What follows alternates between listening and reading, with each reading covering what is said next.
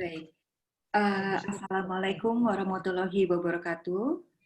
Waalaikumsalam warahmatullahi wabarakatuh. Puji syukur kita panjatkan atas kehadirat Allah Subhanahu wa Ta'ala, karena pada pagi hari ini kita dapat berkumpul bersama di tempat yang berbeda-beda. Ada yang di Samarinda, ada yang di Jakarta, ada yang di Tangerang Selatan. Luar biasa. Sekarang dunia dalam jangkauan kita. Alhamdulillah di ini kita tetap bisa melaksanakan kegiatan, kita bisa tetap produktif, bisa tetap belajar ya adik-adik ya. Alhamdulillah pada pagi hari ini sesaat lagi kita juga akan bersama-sama mengikuti kegiatan pembukaan PPL sama IAIN Samarinda dengan Pusat Studi Al-Quran Jakarta. Selamat pagi kami ucapkan kepada Ibu Dekan, dan selamat pagi juga kami ucapkan kepada Bapak Mukhlis Hanafi yang sebentar lagi masih ada sedikit kegiatan. Insya Allah 9.15 beliau akan bergabung bersama kita. Baik, Bapak dan Ibu, mengawali acara pada pagi hari ini, kita awali dengan pembacaan ayat Al-Fatihah yang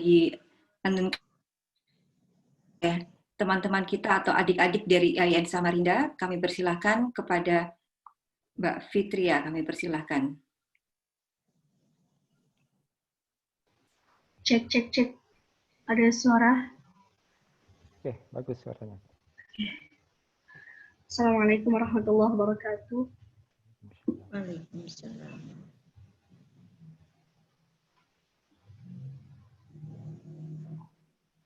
A'udzu billahi minasy syaithanir rajim.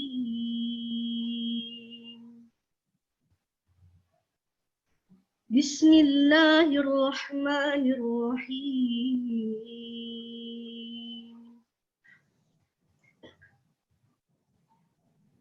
Ya ayyuhalladzina amanu idza qila lakum tafassahu fil majalis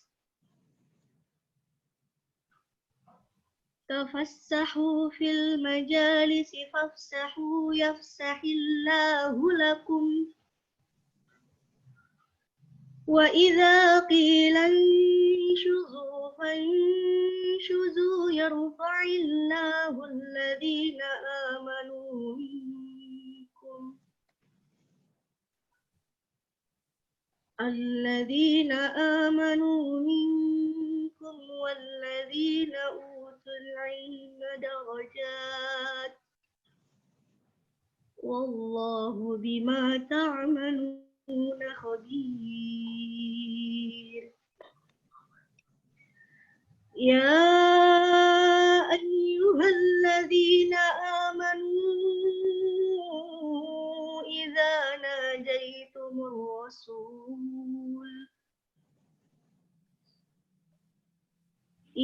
ناجيتم الرسول فقدموا بين يدي نجواكم صدقة ذلك خير لكم وأطهر فإن لم تجدوا فإن الله غفور رحيم. صدق الله العظيم. Assalamualaikum warahmatullahi wabarakatuh. Waalaikumsalam warahmatullahi wabarakatuh. Waalaikumsalam warahmatullahi wabarakatuh. Terima kasih kami ucapkan. Selanjutnya mari bersama-sama kita menyanyikan lagu Indonesia Raya. Kami persilahkan kepada tim dari PSK untuk memimpinnya. Kami persilahkan.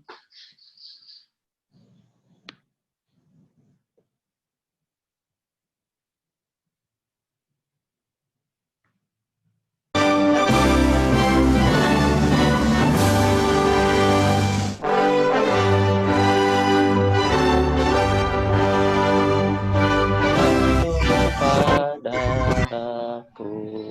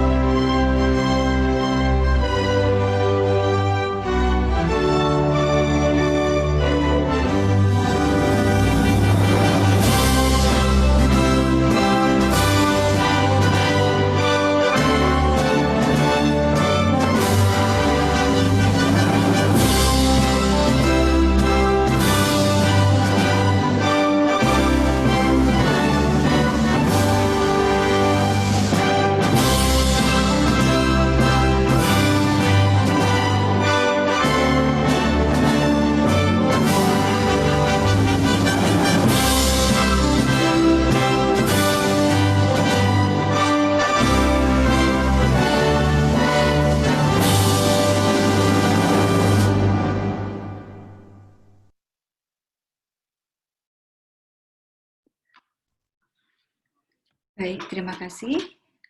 Kita mengikuti acara selanjutnya yaitu penyerahan sekaligus penyerahan peserta IAIN Samarinda dari Dr. Haja, yaitu beliau merupakan Dekan Fakultas Usuluddin dan Adab dan Dakwah dari IAIN Samarinda. Kami persilakan Ibu. Bismillahirrahmanirrahim. Assalamualaikum warahmatullahi wabarakatuh. Alhamdulillahirabbil alamin wa bihi nasta'in wa ala umurid dunya waddin. Wassalatu wassalamu ala asyrafil anbiya'i wal mursalin sayyidina Muhammad wa ala alihi wa sahbihi ajmain. Amma ba'du. Yang kami hormati tim dari Pusat Studi Al-Qur'an, yang kami hormati juga di sini yang saya lihat Pak Agus dari tim Pusat Studi Al-Qur'an ya, para mahasiswa mahasiswi serta ketua jurusan Ilmu Al-Qur'an dan Hadis Pak Kudrian Sailsi dan yang lainnya. Syukur alhamdulillah pada pagi hari ini kita bisa melaksanakan suatu agenda penyerahan mahasiswa-mahasiswi IAIN Samarinda Prodi Ilmu Al-Qur'an Tafsir untuk ber-PPL di Pusat Studi Al-Qur'an. Semoga Allah meridai kegiatan yang telah dilakukan ini. Salawat dan salam kita aturkan pula keharibaan junjungan kita Nabi besar Muhammad sallallahu alaihi wasallam. Semoga kita semua sebagai umatnya mendapat syafaatnya. Yang kami hormati dari lembaga, saya belum diinformasikan siapa namanya dari Pusat Studi Al-Qur'an, apakah Ustadz Muhammad Arifin atau siapa, saya jadi mohon maaf. Mohon maaf siapa yang belum diinformasikan. Yang jelas dari Pusat Studi Al-Qur'an. Yang pertama-tama kami menyampaikan terima kasih yang sebanyak-banyaknya, yang mana dari Pusat Studi Al-Qur'an berkenan seperti biasa memberikan kepada kami bimbingan kepada mahasiswa-mahasiswi kami, terutama sekali adalah bimbingan dalam hal ini semoga mahasiswa-mahasiswi Fakultas Usuluddin Adab dan Dakwah, terutama sekali Prodi IAT Ilmu Al-Qur'an Tafsir, memiliki pengetahuan dan keterampilan yang mampu memahami baik teori maupun metodologi ilmu-ilmu Al-Qur'an dan tafsir secara komprehensif. Itu tujuan kami, mudah-mudahan atas binaan ini kami tidak mampu rasanya untuk membalas daripada jasa Bapak Ibu sekalian yang berada di PSK. Kami hanya menyerahkan kepada Allah Subhanahu wa taala. Mudah-mudahan ini semua nafi'ah sekalipun kita tidak berada nantinya, namun ilmunya, namun amalnya selalu mengalir sampai di akhir kiamat nanti. Bapak Ibu sekalian, kita memaklumi saat ini kita melaksanakan secara daring. Sebenarnya mahasiswa memang ingin sekali ke sana. Di samping mendapat ilmu yang begitu jelas, juga dia berpengalaman melihat bagaimana pelaksanaan, baik biasanya itu dari tahun-tahun kemarin adalah di pusat kajian hadis, Bapak Dr. Fathullah, kan? Dan juga di pusat studi Islam Pak Qurais, seperti itu. Jadi begitu semangat mahasiswa. Mudah-mudahan sekalipun hanya melalui daring, namun tidak mengurangi daripada semangat daripada mahasiswi YIN sekalian. Saya berpesan kepada para mahasiswi sekalian, ikutilah PPL ini dengan sebaik-baiknya. Apapun yang ditugaskan, maka laksanakanlah dengan sebaik-baiknya. Memang Anda perlu pengorbanan. Dalam hal ini, ya, di samping pengorbanan waktu yang terutama sekali adalah pengorbanan paket yang diutamakan. Namun itu tidak seberapa dibandingkan ilmu yang akan didapat nantinya. Insya Allah, apapun yang kita korbankan, pasti akan dikembalikan oleh Allah Subhanahu wa taala, asal kita ikhlas untuk menerimanya. Terakhir kami sampaikan terima kasih sekali lagi kepada Pusat Studi Al-Qur'an. Mudah-mudahan tidak jera menerima kami, dan mohon nanti tahun-tahun berikutnya masih bisa membina, membimbing kami yang di daerah ini. Ini saja dari kami. Kami akhiri. Wallahul muwaffiq ila aqwamit thariq. Assalamualaikum warahmatullahi wabarakatuh.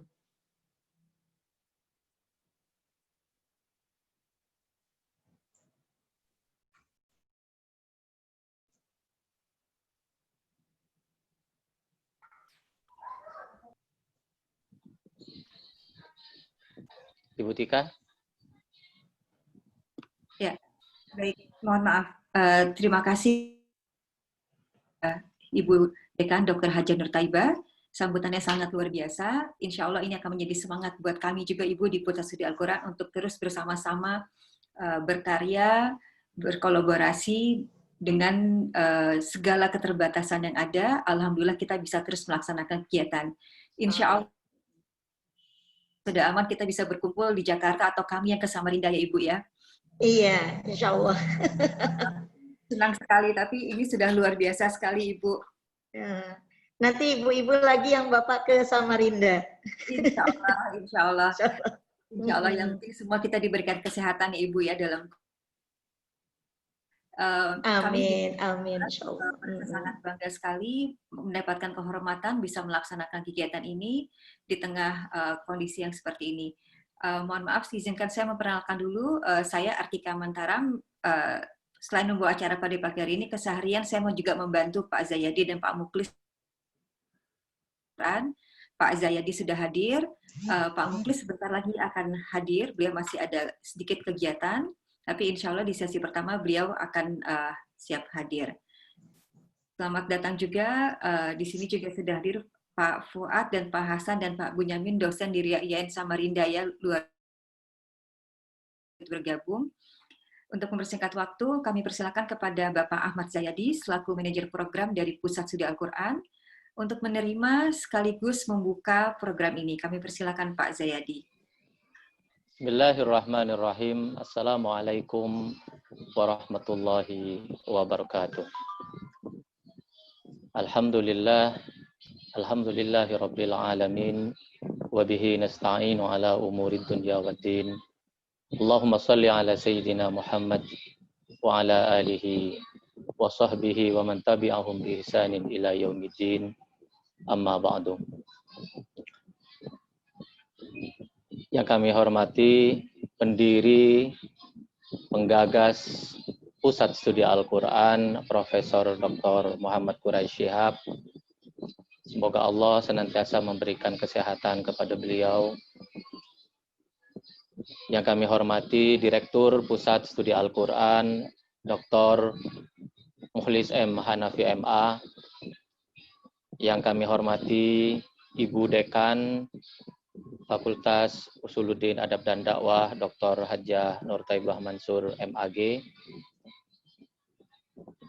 Kaprodi, Sekretaris Prodi, dosen-dosen dari IAIN Samarinda, adik-adik, mahasiswa, mahasiswi peserta daurah tafsir dari IAIN Samarinda yang alhamdulillah pagi hari ini sudah bisa bergabung di room kita.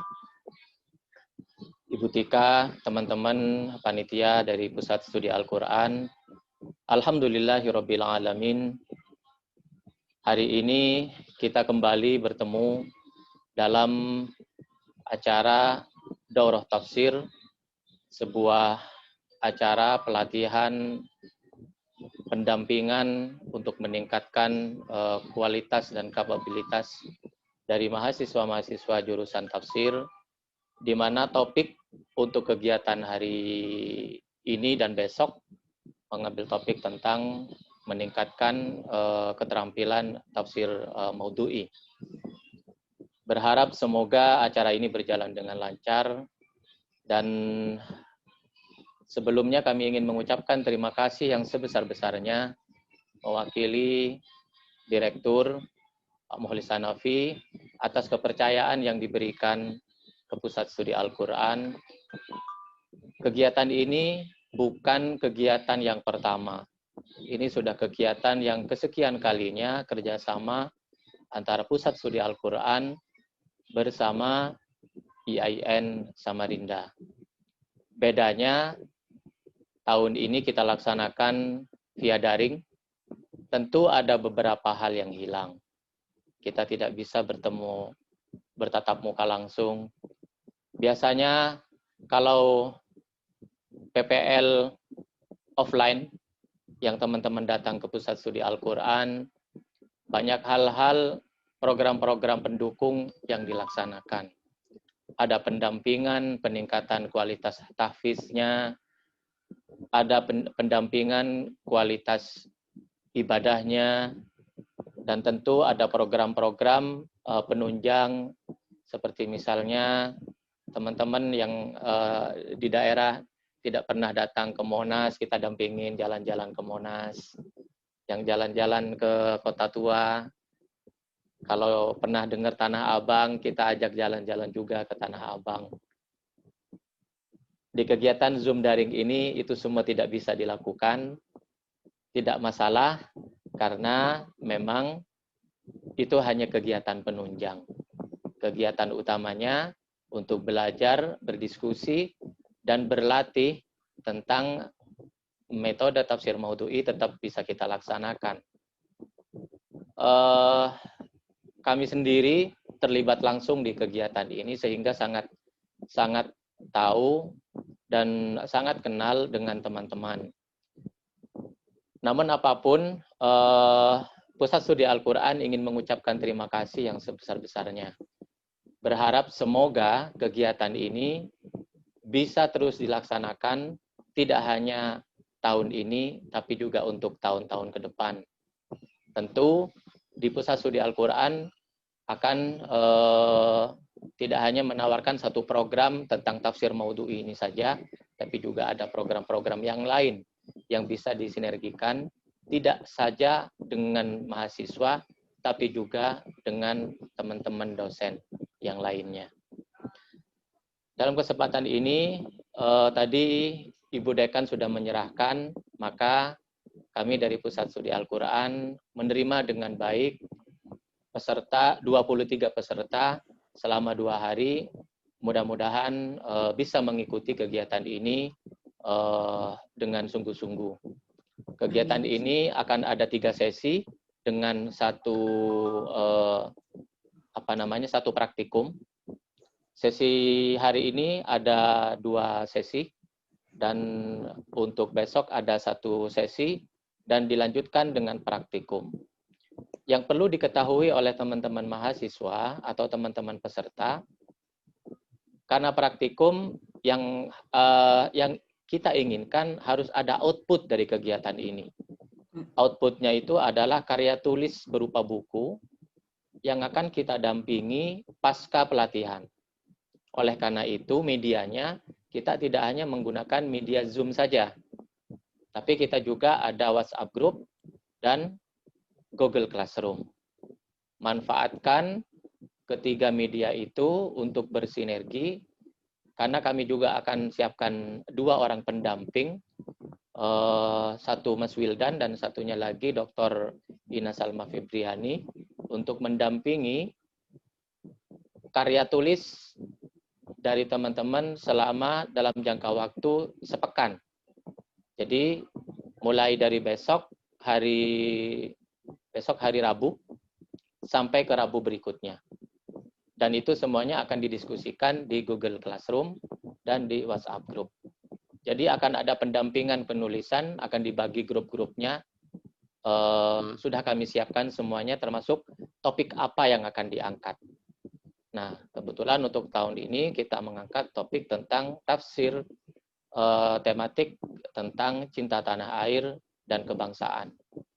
Nah, jadi angkatan ini nanti akan punya karya, akan punya buku. Mudah-mudahan nanti bisa disinergikan lagi nanti untuk penerbitannya. Jadi kalau misalnya nanti saya akan informasikan lebih lanjut dengan Pak Hudri, itu seperti apa nanti teknisnya. Nah, sementara itu dulu sambutan dari kami atas nama Pusat Studi Al-Quran. Saya mewakili Bapak Direktur, Dr. Mukhlis M. Hanafi. Terima kasih yang sebesar-besarnya Ibu Dekan. Mudah-mudahan kita bisa selalu bersinergi, bisa bekerja sama untuk tahun-tahun berikutnya. Mohon maaf apabila ada pelayanan yang kurang di sana-sini, kita akan perbaiki. Mohon kami diberikan masukan. Seperti pepatah Minang, kalau misalnya ada hal-hal yang enak, silahkan ceritakan keluar. Tapi kalau misalnya ada yang tidak enak, ada yang perlu diperbaiki, telepon saya langsung. Sehingga kami bisa langsung memperbaiki masakan-masakan ini, karena ini semuanya untuk kepentingan bersama. Mohon maaf. Wa'alaikum minkum, ihdinas siratal mustaqim. Assalamualaikum warahmatullahi wabarakatuh. Waalaikumsalam. Waalaikumsalam warahmatullahi wabarakatuh. Terima kasih Pak Zayadi. Selamat pagi kami ucapkan kepada Pak Mukhlis yang sudah bergabung, Ibu. Selanjutnya kita masuk ke acara berikutnya, yaitu doa penutup. Kami persilakan kepada Bapak Hudriansyah LCMA. Beliau selaku Sekretaris Jurusan Ilmu Al-Quran dan Hadis di IAIN Samarinda. Kami persilakan kepada Bapak Hudriansyah.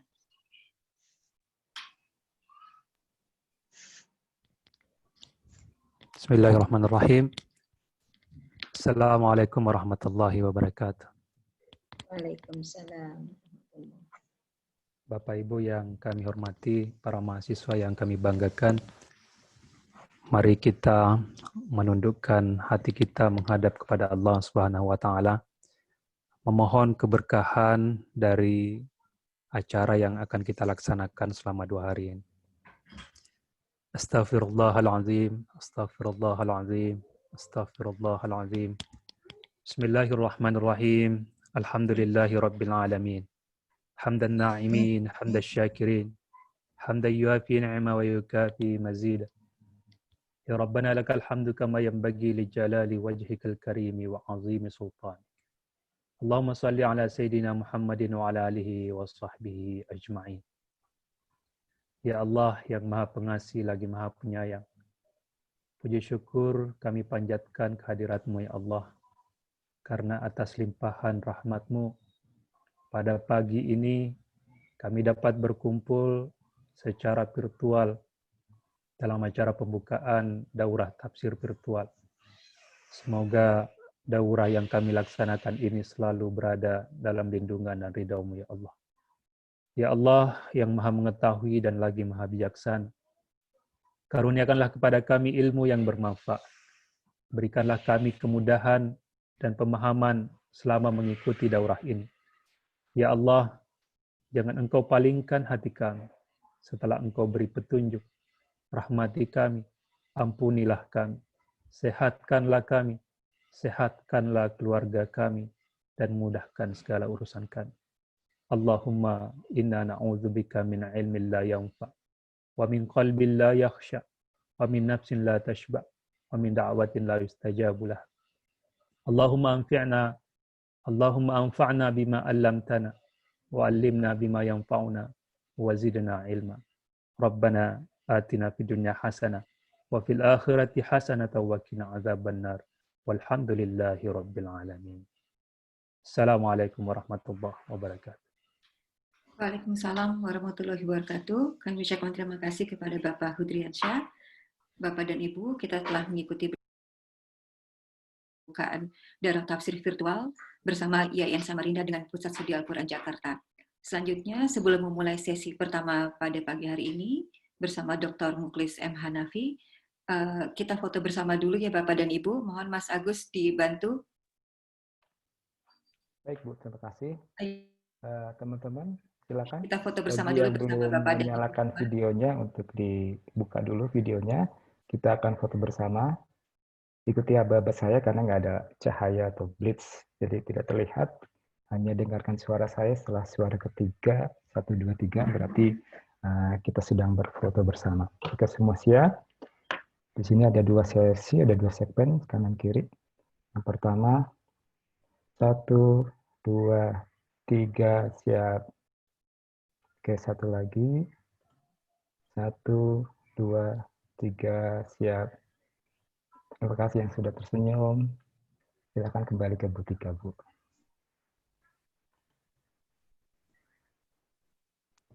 Oke, sudah.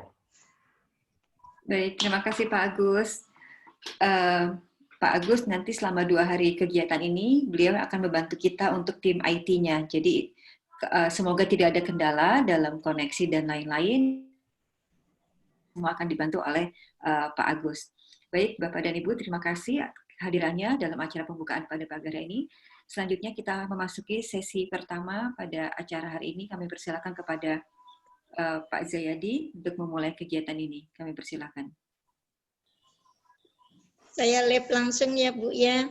Terima kasih Bu Dokter. Terima kasih. Sehat-sehat selalu Ya, Bu. Assalamualaikum. Waalaikumsalam warahmatullahi. Sana Ibu. Teman-teman, kalau misalnya mau menyiapkan minum-minum dulu, silakan. Saya mau menyapa Pak Mukhlis. Sudah di room? Sudah Pak Zai. Oh, alhamdulillahirabbil Sudah dari alamin. tadi, saya ngikuti sambutan Pak Zai tadi. Ya Pak Mukhlis. Ya. Kami bisa mulai Pak Mukhlis? Silakan. Baik Pak. Teman-teman, kita akan mulai karena narasumber kita sudah di ruangan. Assalamualaikum warahmatullahi wabarakatuh. Bismillah, alhamdulillah, wassalatu wassalamu ala rasulillah. Amma ba'du. Yang kami hormati narasumber kita, Dr. Mukhlis M. Hanafi, teman-teman peserta daurah tafsir dari IAIN Samarinda. Kalau tidak salah ini angkatan kedua apa ketiga ya dari Samarinda. Puji syukur kehadirat Allah. Saya berdoa mudah-mudahan kita senantiasa diberikan kesehatan, kelancaran dalam belajar, dan sukses dalam segala aktivitas. Saya kenalkan Dr. Mukhlis M. Hanafi adalah Direktur Pusat Studi Al-Quran. Beliau juga Kepala Lajnah Pentasian Mushaf Al-Quran Kementerian Agama. Hari ini beliau meluangkan waktu bersama kita untuk belajar kembali tentang metode tafsir Maudhu'i. Waktu untuk Pak Mukhlis dengan teman-teman berdiskusi nanti sekitar 90 menit. Nanti diawali dengan presentasi. Tanpa memperpanjang waktu, saya persilahkan Pak Mulis untuk menyampaikan materinya. Nanti teman-teman kalau misalnya mau bertanya, nanti bisa juga diketik ya di chatroom. Nanti akan saya persilahkan. Silakan Pak Mulis. Baik, terima kasih Pak Zai. Assalamualaikum warahmatullahi wabarakatuh. Alhamdulillah, wassalatu wassalamu ala rasulillah wa ala alihi wa ashabihi wa man walah wa ba'd. Alhamdulillah pagi ini kita dapat bertemu dalam jaringan yang mudah-mudahan tidak mengurangi kekhidmatan jalannya acara kita ini. Dan mari di awal kita mantapkan niat kita, mantapkan hati kita untuk talabul ilm. Kita semua berada di majelis Al-Quran yang mudah-mudahan Allah Subhanahu wa Ta'ala memberikan imbalan dari keinginan kuat kita untuk berkhidmat atau belajar Al-Quran ini. Pagi ini saya akan menyampaikan materi, akan mengawali sesi daurah selama 2 hari ini terkait dengan metode tafsir tematik ya. Saya mengawali secara teori yang barangkali adik-adik sekalian, teman-teman sekalian mungkin sudah mendapatkannya di prodi ilmu Al-Quran dan tafsir ya. Barangkali hanya ingin menyegarkan kembali dan menyamakan persepsi kita kembali tentang tafsir tematik ini. Maka saya ingin menyampaikan beberapa hal yang terkait dengan tema kita pada kesempatan pagi hari ini. Saya mohon izin untuk share screen ya. Baik. Ya. Saya akan pindah dari slide pertama dulu.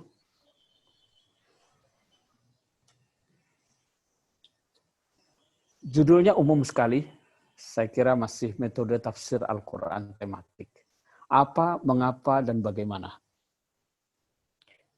Saya ingin kita semua berkaca terlebih dahulu ya. Kalau kita lihat realitas umat Islam sekarang ini, yang jumlahnya di dunia itu 1,7 miliar, ya 1,7 miliar dari sekitar 6 miliar penduduk dunia. Jumlah yang cukup banyak ya. Tetapi bisa dikatakan ya 57 negara OKI saja, organisasi kerjasama Islam itu terbilang berada pada urutan negara-negara yang tertinggal gitu ya. Ada yang mengatakan salah satu penyebab ketertinggalan umat Islam itu karena meninggalkan dan menjauh dari ajaran Al-Quran dan hadis. Mengapa dulu pada 7 abad pertama setelah Islam muncul bisa berjaya? Karena komitmen mereka terhadap Al-Quran dan hadis. Lalu kemudian 7 abad berikutnya mengalami kemunduran. Dan sekarang kita berada pada abad ke-15. Nah, ada yang mengevaluasi bahwa salah satu penyebab ketertinggalan umat Islam ini karena meninggalkan dan menjauh dari Al-Quran dan hadis. Ini agak berbanding terbalik dengan Barat ya. Orang-orang Barat itu maju justru karena mereka meninggalkan agamanya.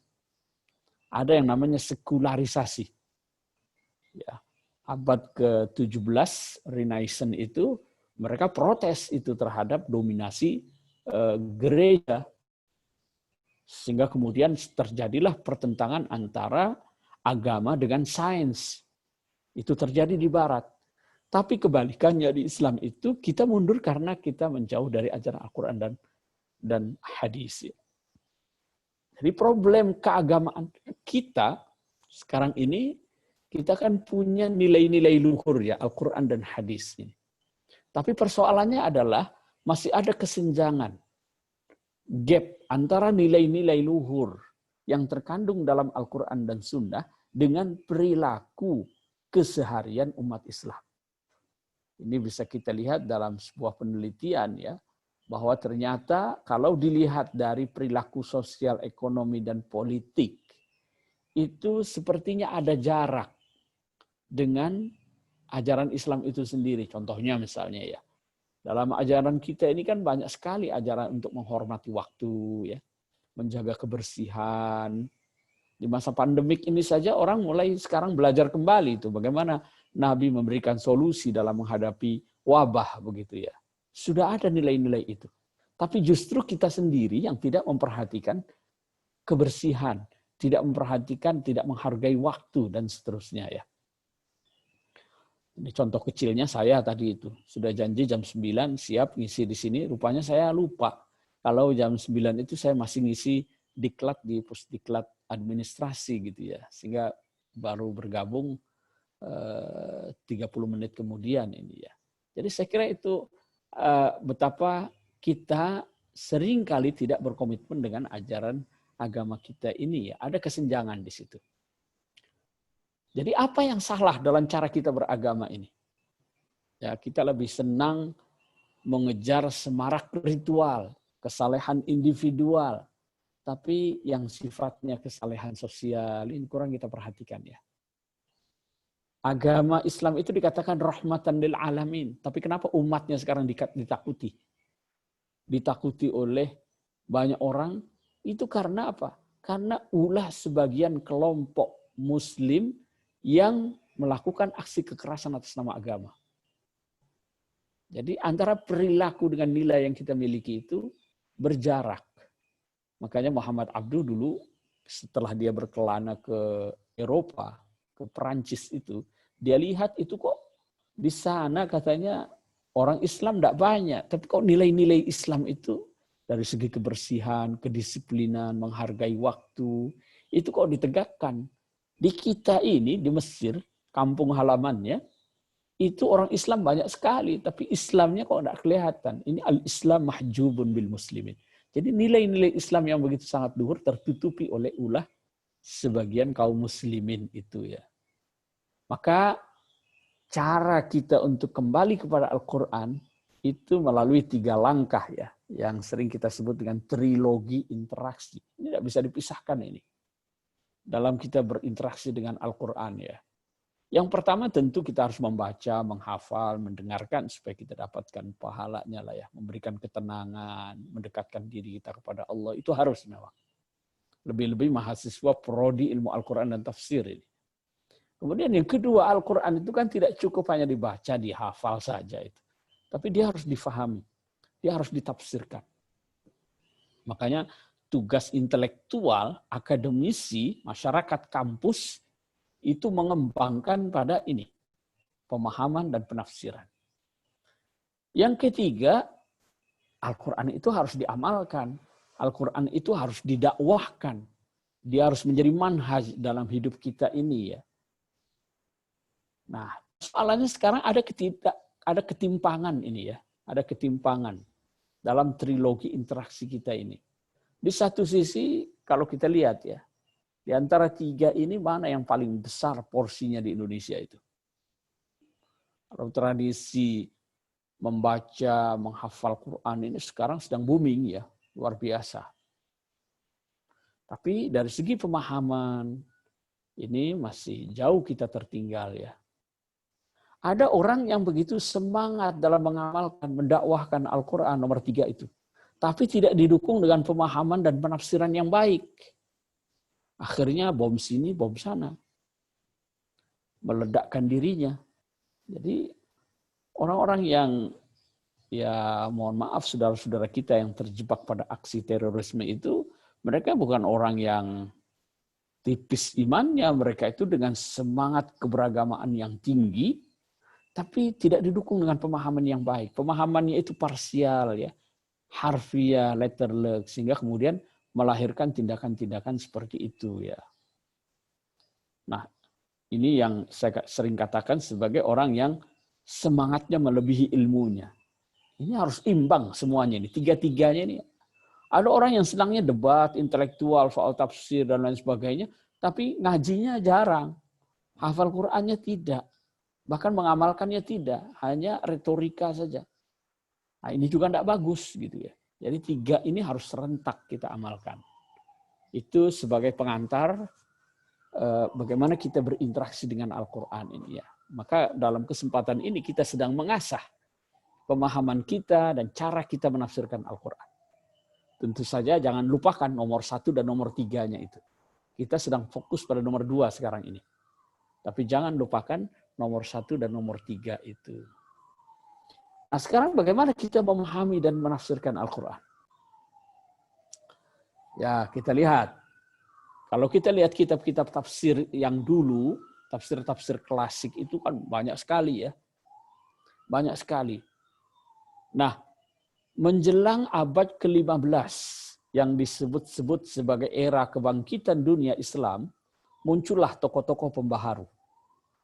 Kalau di Mesir, di dunia Islam secara umum lah ya. Akhir abad ke-18 memasuki abad ke-19 itu muncul trio pembaharu. Ada Jamaluddin Al-Afghani, ada Muhammad Abduh, ada Muhammad Rashid Ridha. Ini trio pembaharu dunia Islam.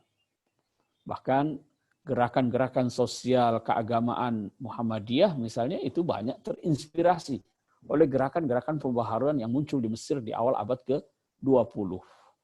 Nah, salah seorang tokohnya adalah Muhammad Abduh nih. Muhammad Abduh ini seorang ulama Al-Azhar. Dia menguasai turas Islam.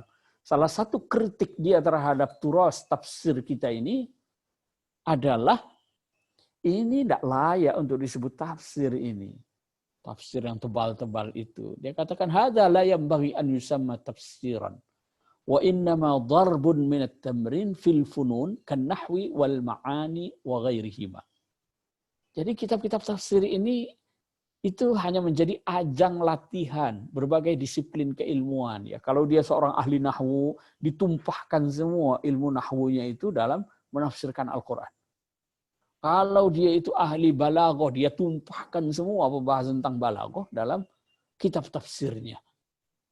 Ya, ini perlu direformasi nih cara pembacaan terhadap Al-Quran kita. Perlu pemahaman baru dalam kehidupan beragama. Itu kira-kira gagasan yang dikemukakan oleh Muhammad Abduh ya. Dari sini dia katakan juga, lihat nanti kan kita di hari kiamat itu kan nggak ditanya. Itu bagaimana menurut pendapat Ibnu Jarir At-Tabari itu. Apa pendapatnya Az-Zamakhsyari menyangkut ayat ini? Nggak ditanya begitu kita.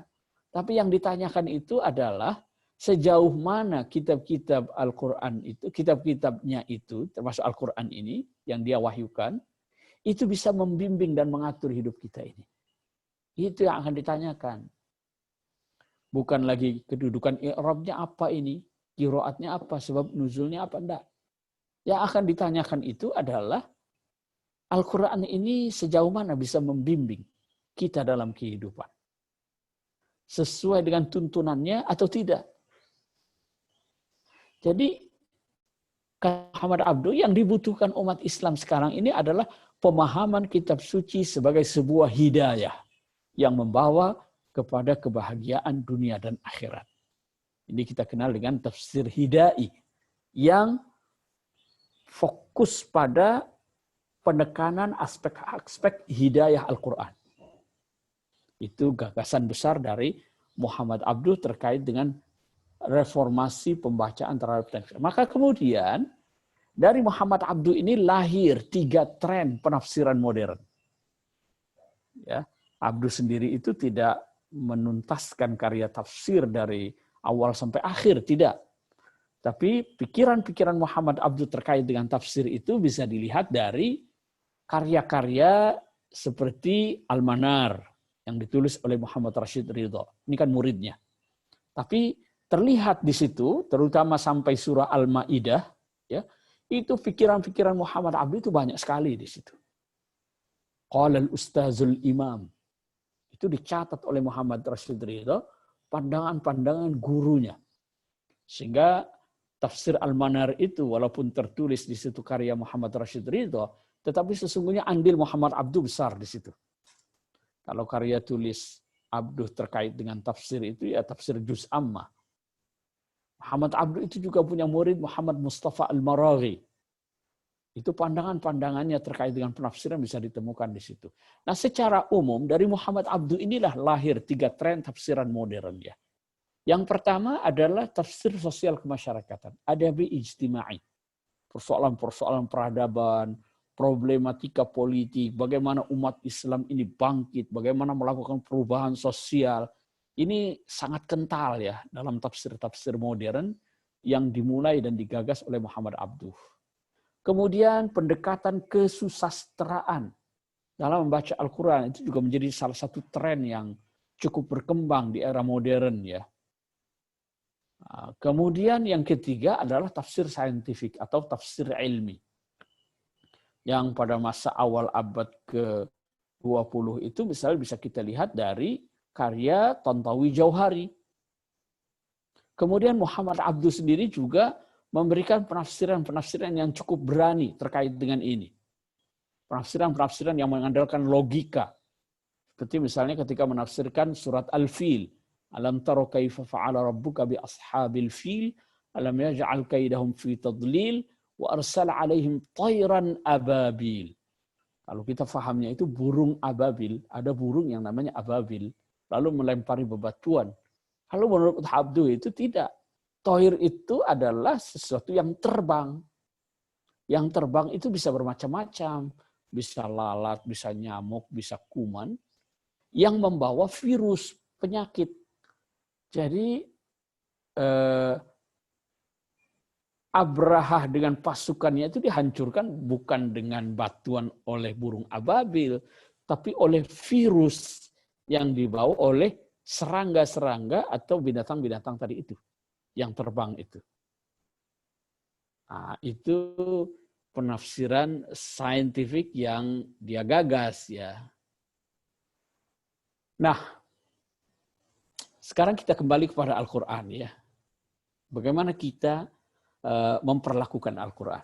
Ada hadis yang sangat populer sekali ya, bahwa inna hadzal Qur'an ma'dubatullah. Fata'allamu min ma'dubatihi mastata'tum. Al-Quran itu adalah hidangan, jamuan Allah. Inna hadzal Qur'an ma'dubatullah. Hidangan atau jamuan Allah. Kalau kita ilustrasikan dia sebagai sebuah jamuan atau hidangan, maka kita bisa simpulkan yang pertama,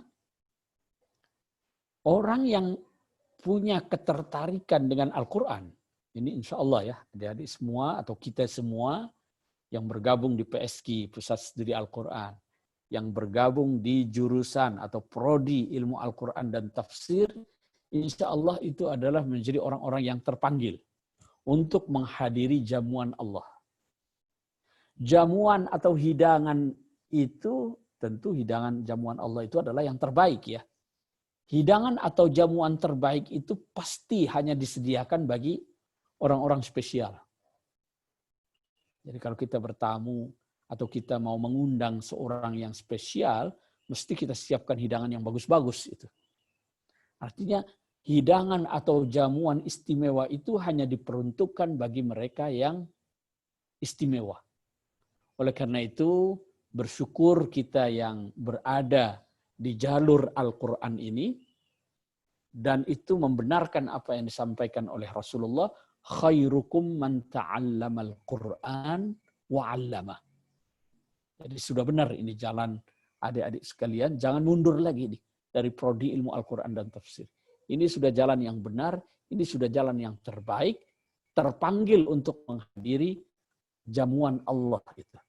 Untuk ikut mencicipi hidangan atau jamuan istimewa dari Allah Subhanahu wa taala. Itu yang pertama kalau kita mau belajar dari istilah ma'dubatullah ini. Yang kedua, jamuan Allah itu pasti yang terbaik. Kalau kita menghadiri sebuah pesta, hidangan yang terbaik itu adalah pasti akan menyajikan banyak hal. Jadi prasmanan terhidang semuanya banyak sekali pilihan, ya itu pasti begitu. Jamuan Allah itu. Tentu tidak semua yang diundang itu bisa menghabiskan jamuan yang disediakan oleh tuan rumah. Dan tidak mungkin bisa mencicipi semuanya itu. Paling kita lihat-lihat, untuk satu piring itu paling 4-5 jenis yang bisa kita ambil. Sementara jamuannya banyak sekali. Lalu 4-5 jenis itu kita ambil, lalu kita katakan kita cicipi, oh enak. Yang lain tentu dia punya selera yang berbeda. Dia akan mengambil jenis makanan yang berbeda dengan kita. Dan dia pun barangkali juga akan punya penilaian yang sama, oh makanannya enak. Ini artinya apa? Dalam mencicipi hidangan Allah, yaitu Al-Quran, itu dimungkinkan untuk terjadinya keragaman. Maka jangan saling menyalahkan. Selama itu sumbernya adalah Al-Quran dan menggunakan metode yang benar. Ya. Boleh jadi dia mengambil daging atau melihat daging itu adalah yang paling enak, lalu diambil, lalu dia komentar, oh jamuan ini hebat sekali. Yang lain melihat, karena dia tidak suka daging, dia ambil ayam, lalu dikatakan, oh jamuan ini hebat sekali.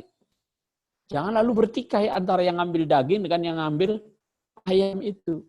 Karena semua adalah jamuan istimewa yang disediakan oleh tuan rumah. Begitu juga Al-Quran ini. Maka keragaman, karena jamuan Allah itu pasti banyak sekali. Al-Quran ini sangat luas sekali. Ya, jangan lalu mengatakan yang Anda bisa ambil itu itulah yang paling enak. Tidak. Ya, boleh jadi itu enak, tapi yang lainnya juga enak. Maka terimalah keragaman itu sebagai sebuah keniscayaan. Itu belajar dari hidangan Allah. Kemudian yang ketiga, kalau kita menghadiri pesta dengan jamuan yang banyak sekali, itu boleh enggak kita bawa anak kecil itu? Boleh ya. Kalau kita bawa anak kecil, boleh enggak kita perkenankan dia ambil sembarangan itu? Nanti tangan orangnya pendek, dia ambil yang di tengah, tumpah semua nanti, kesenggol yang di pinggir-pinggir itu. Bisa rusak, berantakan itu nanti. Sajian orang itu. Maka untuk mengambil hidangan itu, bagi anak-anak kecil itu, perlu siapa? Perlu orang tua yang mengambilkan. Perlu pelayannya itu yang memang ahli. Dia yang meletakkan itu. Dia tahu di mana sambal, di mana buah ini. Dia tahu itu. Kalau kita nyari sendiri, pening itu. Apalagi anak kecil suruh milih. Bingung dia. Dia harus diambilkan oleh orang tua, dia harus diambilkan oleh pelayannya, dia harus diambilkan orang-orang yang ahli. Maka dalam penafsiran pun begitu. Ya. Orang yang tidak punya cukup ilmu untuk menafsirkan Al-Quran, itu serahkanlah pada ahlinya. Minta pandangan ahli terkait dengan itu. Ya. Maka kita perlu merujuk kepada orang-orang yang memiliki otoritas keilmuan di bidang itu. Ya, itu begitu cara kita memperlakukan Al-Quran. Ya. Sekarang saya ingin masuk kepada metode tafsir tematik ini. Dan kita berangkat dari ilustrasi bahwa Al-Quran itu adalah hidangan atau jamuan Allah. Nah, sekarang para ahli tafsir, ulama tafsir itu adalah yang serve tadi itu ya, yang melayani itu, yang mengambilkan makanan itu. Karena kita-kita yang belum mampu ini ya harus dilayani gitu. Bingung kita kalau suruh milih sendiri itu. Atau suruh ngolah sendiri. Maka sudah ada yang melayani. Nah, ulama-ulama tafsir ketika menghidangkan tafsir Al-Quran, itu juga bisa kita pahami cara mereka melalui ini makanan ini. Ada yang dihidangkan semua, banyak sekali, ya, disajikan semuanya. Maka di dalam tafsir tahlili, itu kita temukan pembahasan-pembahasan yang banyak sekali. Pembahasan tentang kosakata, sabab nuzul, kiroatnya, dan lain sebagainya. Semua masuk di situ. Ada dalam tafsir tahlili. Maka karya-karya tafsir terdahulu itu kan tebal-tebal sekali itu. Cara penyajian semacam ini sangat menguntungkan. Bagi siapa? Bagi orang yang punya banyak waktu. Dia bisa lihat-lihat, dia bisa pilih-pilih, dia bisa cicip-cicipi dulu gitu ya. Oh ini enak, oh enggak lah, kurang. Saya mau coba ini lagi. Itu bagi yang punya cukup waktu, itu enak cara penyajian ini. Tapi kalau orang yang ingin cepat, dia bingung itu. Aduh banyak kali ini, banyak pilihan malah banyak bikin bingung. Ya, kalau dihadapkan banyak pilihan, itu malah bingung kita ini. Ada cara lain. Nah, ini yang paling praktis nih. Nasi kotak ini nih. Jadi orang yang ingin cepat-cepat itu lebih senang kalau disediakan udah kelaparan, dia pengen cepat-cepat makan, itu paling gampang kalau disodorin nasi kotak ini nih. Apalagi nasi kotaknya banyak pilihan. Ini nasi rendang, ini nasi uduk, ini nasi apalagi, macam-macam itu nasi. Dia tinggal pilih saja. Tarik, sudah tersedia semuanya nih.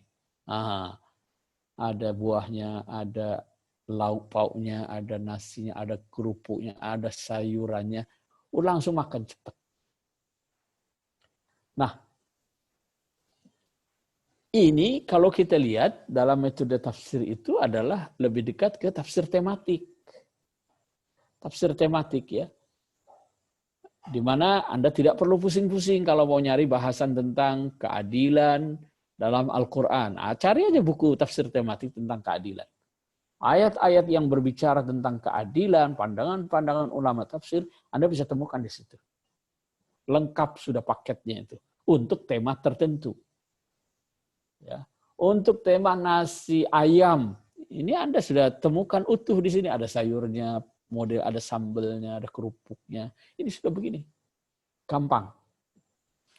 Nah, bagi manusia modern seperti sekarang ini, tentu orang ini kan sekarang inginnya serba cepat ya, serba instan itu. Mau kaya saja itu ya pakai yang instan-instan itu. Atau sekarang ini kalau mau ngopi kopi susu itu ya enggak perlu pusing-pusing cari kopi, cari susu, cari gula. Sekarang ini sudah ada satu saset 3 in 1. Tinggal buka saja. Nah, jadilah kopi susu itu.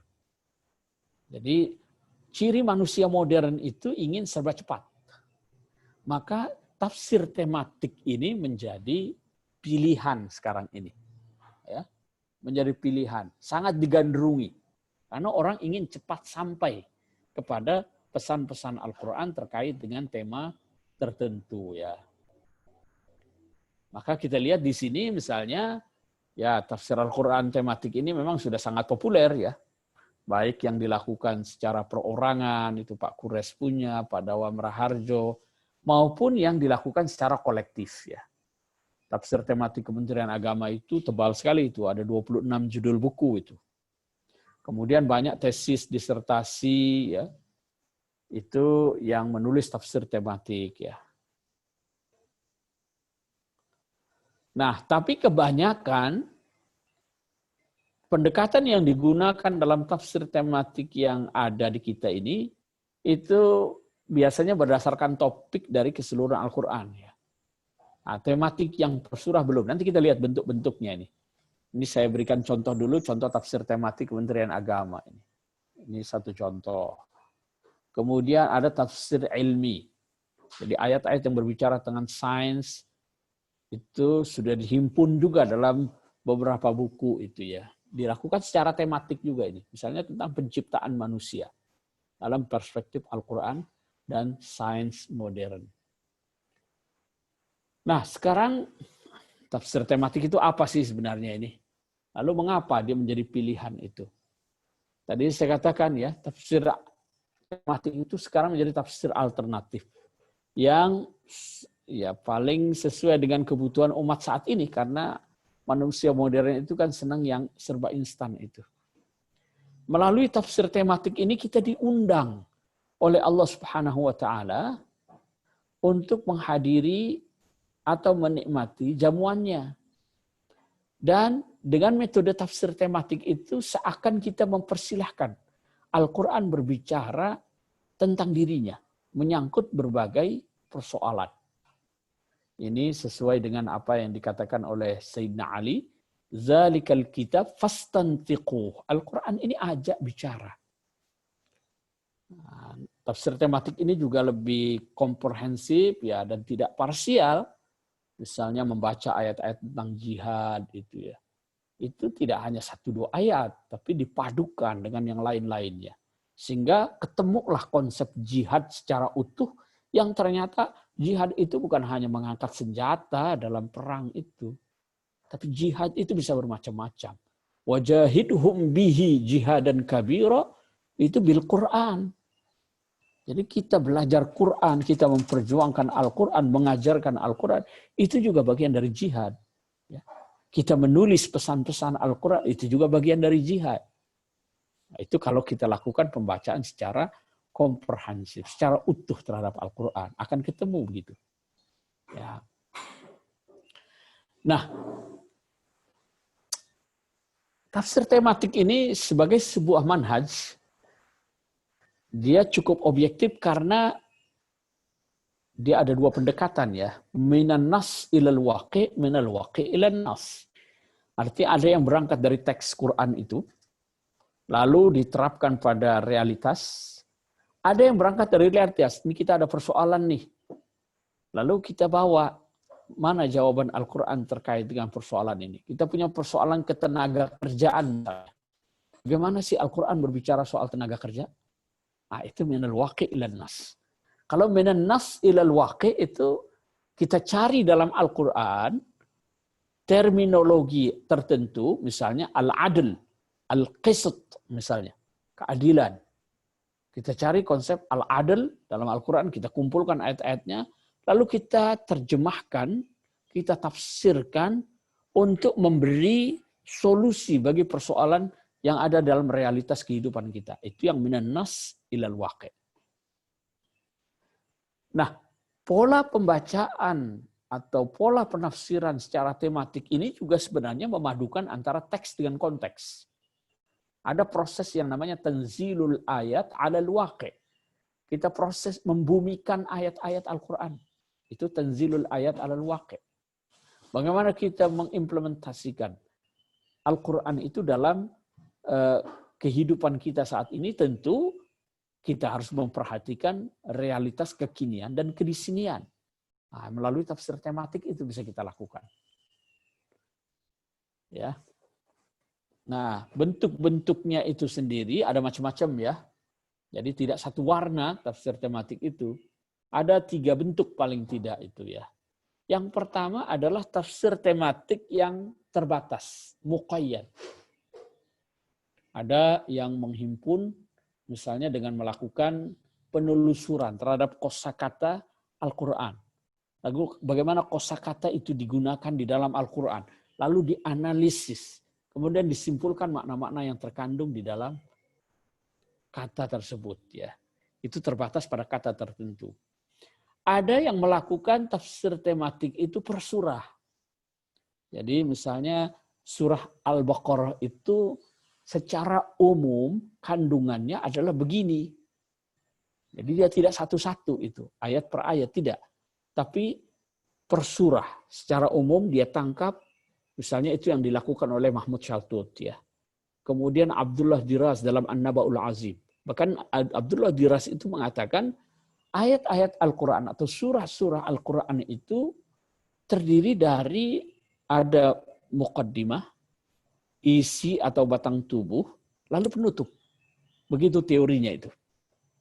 Walaupun terkesan seperti berantakan ya ayat-ayat Al-Quran, habis bicara ini pindah ke tema lain dan seterusnya, itu kalau dicermati, ditadaburi, strukturnya seperti itu. Ada muqaddimah, ada batang tubuh, isi, lalu ada penutup. Nah ini lalu kemudian dilakukan penafsiran secara tematik ya. Itu sudah ada karya terbaru sekitar 9 jilid ya. Saya punya itu At-Tafsir Al-Mawdu'i li Suwaril Qur'anil Karim. Itu juga sudah bisa di googling juga itu, ada versi PDF-nya itu ya. At-Tafsir Al-Qur'ani, At-Tafsir Al-Mawdu'i li Suwaril Qur'anil Karim. Tafsir tematik surah-surah Al-Quran. Itu terbitan Universitas Sharjah di Uni Emirat Arab ya. Kemudian yang ketiga adalah tafsir tematik mutlak. Jadi menghimpun ayat-ayat yang terkait dengan tema tertentu, lalu menganalisisnya secara mendalam, dan menyimpulkan pandangan Al-Quran menyangkut tema tersebut. Nah ini yang banyak dilakukan di kita ini. Ada bentuk tesis, disertasi, skripsi, ya itu. Nah, tadi saya jelaskan ada minal minan nas ilal waqi, lalu minal waqi ilan nas. Dalam pola penafsiran tematik ya. Ada pendekatan induktif. Ini yang minal Quran atau minan nas ilal waqi. Dari atas dia. Istilahnya top down. Digali semua konsep yang ada dalam Al-Quran, lalu ini yang disajikan kepada masyarakat. Jadi berupaya memberikan jawaban terhadap berbagai persoalan kehidupan dengan berangkat dari nas Al-Quran menuju realitas. Maka tentu di sini, karena kosakata Al-Quran itu terbatas, term-term yang digunakan itu terbatas, maka tentu ya ini menjadi sangat terbatas tafsir tematik yang seperti ini ya. Karena dia terpaku pada istilah-istilah yang digunakan dalam Al-Quran.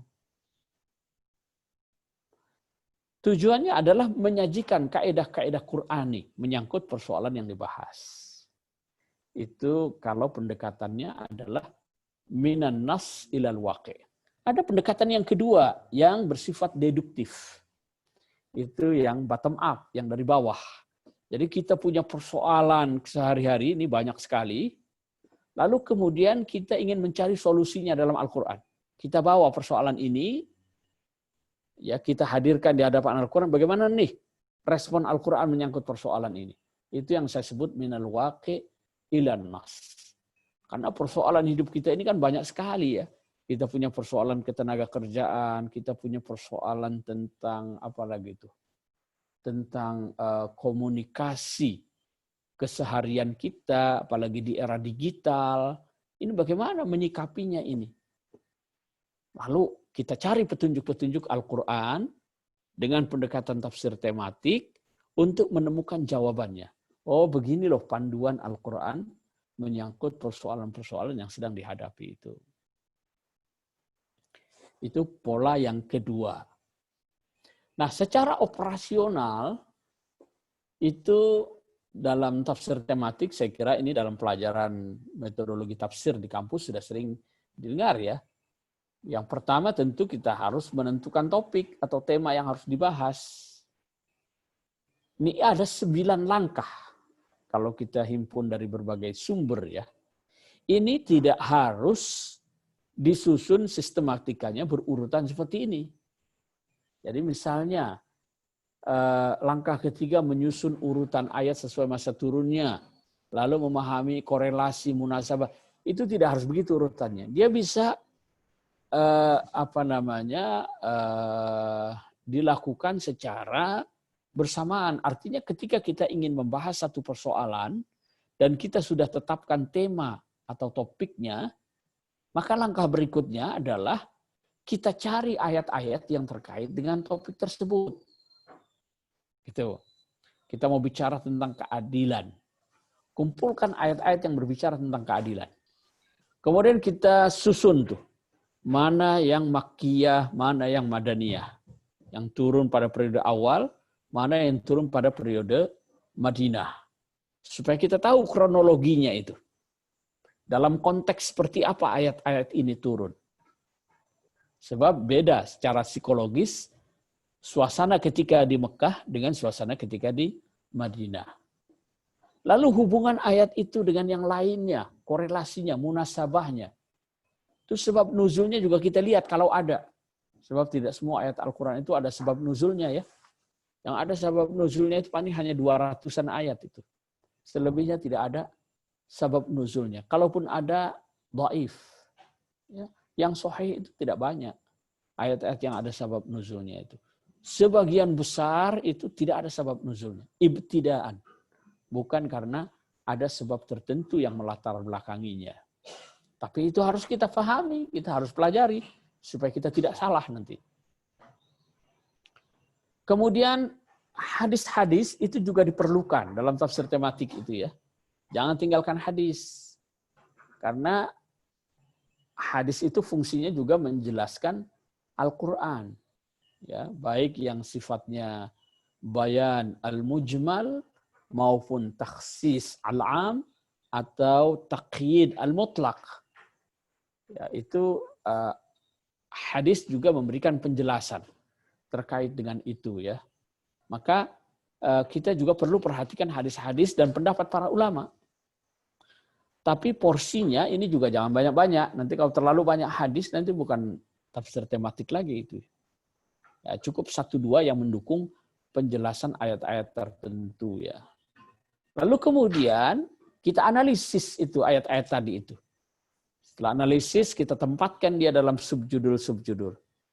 Lalu kita analisis secara utuh, secara komprehensif ya. Sehingga kemudian nanti kita temukan uraian tentang ayat tersebut dan tentu saja di akhir ya perlu ada kesimpulan. Ya, ini secara umum langkah-langkah dalam menyusun tafsir tematik ya. Tentu ada yang ya tentu ini sesuai dengan bekal ya, bekal yang dimiliki oleh seorang yang menulis ya. Kalau dia bekalnya banyak maka penjelasannya bisa jadi akan luas ya. Tapi kalau bekalnya terbatas itu ya hanya paling seperti halnya catering tadi itu ya, nasi kotak itu. Kalau budgetnya besar, isinya juga banyak itu. Tapi ukuran mahasiswa yang budgetnya kecil, paling cukup nasi sama telur dan sayur saja. Nah, itu tergantung bekal yang dimiliki oleh seorang. Oleh karena itu, kesempatan teman-teman sekalian berada di prodi ilmu Al-Quran dan tafsir, tingkatkan kemampuan keilmuan kita sehingga nanti analisis kita, cara pembacaan kita terhadap Al-Quran pun akan semakin luas ya. Saya kira ini sekedar pengantar dari saya. Kalau ada yang ingin ditanyakan, kita bisa dalami lebih jauh ya melalui sesi diskusi. Silakan, saya kembalikan lagi kepada Pak Zaid. Baik, terima kasih Pak Mukhlis. Alhamdulillah Pak Mukhlis sudah menyampaikan presentasi tentang metode tafsir tematik dan saya kira teman-teman sudah mencatat dan membuat rangkuman dan tentu banyak pertanyaan-pertanyaan yang ingin ditanyakan kepada beliau. Sekedar informasi bahwa ini materi ini akan nanti ada kaitannya dengan materi praktikum sehingga teman-teman nanti sudah mempunyai gambaran kira-kira kalau secara praktek itu harus mulai dari mana dan berakhir di mana. Kalau misalnya belum paham, mumpung masih ada Pak Mukhlis, nanti silakan ditanyakan. Tema praktikum untuk buku kita seputar tentang tafsir kebangsaan, Cinta Tanah Air. Jadi nanti silakan teman-teman menggali bersama beliau. Sebelum saya persilakan teman-teman untuk bertanya, saya supaya lebih rileks, coba yang videonya belum dinyalain dulu deh. Sudah dinyalain belum? Saya mau ngajak teman-teman olahraga sedikit. Coba tangannya angkat ke atas. Dibeginikan. Ya, gerak-gerakan dulu kanan, kiri, ya, kanan, kiri, kemudian kepalanya gerak-gerakan kanan, kiri, kanan, depan, belakang, depan, belakang, terakhir pundaknya digerak-gerakin. Nah, biar lebih rileks. Oke, terima kasih. Silakan siapa yang mau bertanya lebih dulu, langsung buka suaranya. Fitriani kayaknya ya. Oh ya, silakan. Fitriani. Terima kasih Bapak Zayadi atas kesempatannya. Assalamualaikum warahmatullahi wabarakatuh, Bapak Dr. Mukhlis Hanafi. Perkenalkan, nama saya Fitriani R, mahasiswi YIN Samarinda, Prodi Ilmu Al-Quran dan Tafsir. Ini ada yang mau saya tanyakan terkait pembahasan yang tadi, Bapak, terkait tafsir per surah. Bisakah dijelaskan lebih detail, Bapak, mengenai tafsir per surah itu seperti apa?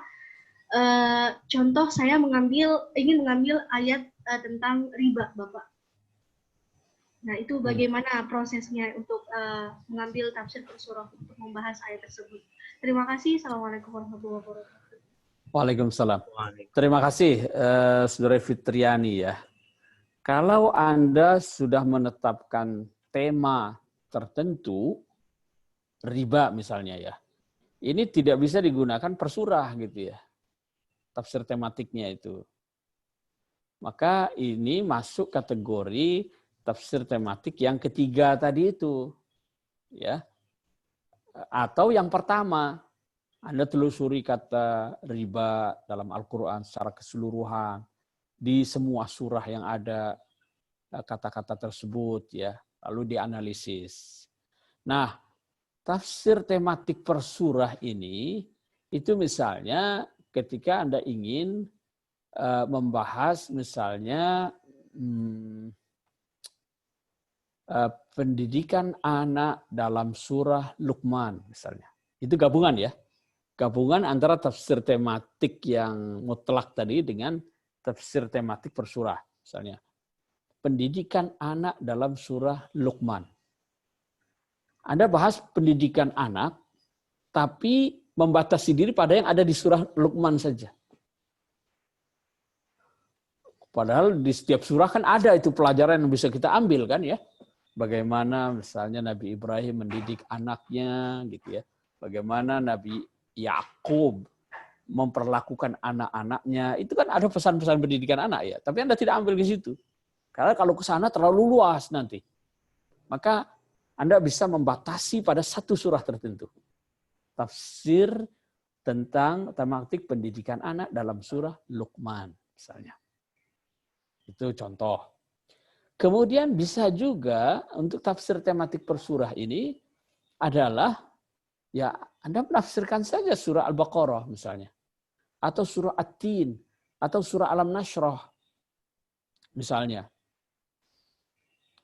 Terkait dengan surah Al-Baqarah misalnya. Yang panjang itu. Itu polanya begini. Kalau tafsir tematik per surah itu biasanya. Itu dimulai dari sebab atau nama dan sebab penamaan surah tersebut. Anda uraikan dulu itu. Surah ini adalah surah Al-Baqarah. Dinamakan demikian karena begini, begini, begini. Ya. Kemudian yang kedua, Anda menjelaskan tentang munasabahnya. Munasabah surat Al-Baqarah ini. Jadi kenapa dia ada setelah surah Al-Fatihah? Mengapa dia terletak sebelum Ali Imran? Munasabahnya diuraikan. Lalu kemudian yang ketiga, kalau ada hadis-hadis tentang keutamaan surah tersebut diuraikan. Keutamaan surah atau ayat kursi yang ada dalam surah Al-Baqarah itu ini. Ya. Kan tidak semua ayat ada hadis-hadis tentang keutamaannya ya. Akhir surah Al-Baqarah ada keutamaan. Sajikan itu. Lalu kemudian yang keempat, apa tema pokok surah tersebut? Tema sentralnya apa? Pembahasan surah itu secara umum dulu. Itu tentang apa sih? Bagaimana cara mengkaji itu? Anda lihat dari namanya. Ya, kan nama itu, judul itu kan tidak sembarangan diberi itu. Karena judul surah itu bersumber dari Nabi itu. Ya, kebanyakan nama-nama surah itu sumbernya dari Nabi. Maka in huwa illa wahyun yuha. Maka pasti wa ma yantiqu 'anil hawa in huwa illa wahyun yuha. Pasti wahyu itu. Maka cari rahasia kenapa surah itu dinamakan ini. Itu pasti ada keterkaitan antara tema-tema yang ada dalam surah tersebut dengan judul surahnya ini. Kenapa sapi yang dipilih? Kenapa perempuan yang dipilih? Untuk berbagai pembahasan yang ada dalam surah An-Nisa. Apa benang merahnya itu? Antara judul An-Nisa dengan isinya. Kita bisa simpulkan misalnya bahwa surah An-Nisa ini kalau kita lihat tema-temanya, itu berisi banyak pembelaan terhadap kaum lemah. Pembelaan terhadap kaum lemah. Anak-anak yatim, ditinggal mati, punya harta warisan, malah dimanfaatkan. Uangnya diambil, lalu kemudian anaknya dinikahi, tidak dikasih mahar lagi. Maka muncullah ayat tentang poligami yang di awal itu. Kan begitu latar belakangnya. Jadi ada beberapa kelompok lemah yang diuraikan di dalam surah An-Nisa itu, dan kemudian Islam pun memberikan bentuk perlindungan, pemberdayaan. Dari sekian banyak kelompok lemah itu, siapa yang paling tertindas pada masa Al-Quran diturunkan? Perempuan. Jadi perempuan atau An-Nisa itu dijadikan judul karena dia adalah simbol dari kaum lemah yang perlu diberdayakan. Anda cari itu, benang merah itu ya. Kenapa Al-Isra itu dinamakan Al-Isra, surat Al-Isra itu? Padahal ayat yang berbicara tentang Isra itu hanya ayat pertama saja. Cari benang merahnya. Itu akan ketemu kalau kita bisa menelusuri kandungan surah tersebut secara umum dulu. Bagaimana caranya? Caranya itu adalah dengan selanjutnya, langkah berikutnya. Dengan menetapkan maqati', unit-unit ayat dalam surah-surah tersebut.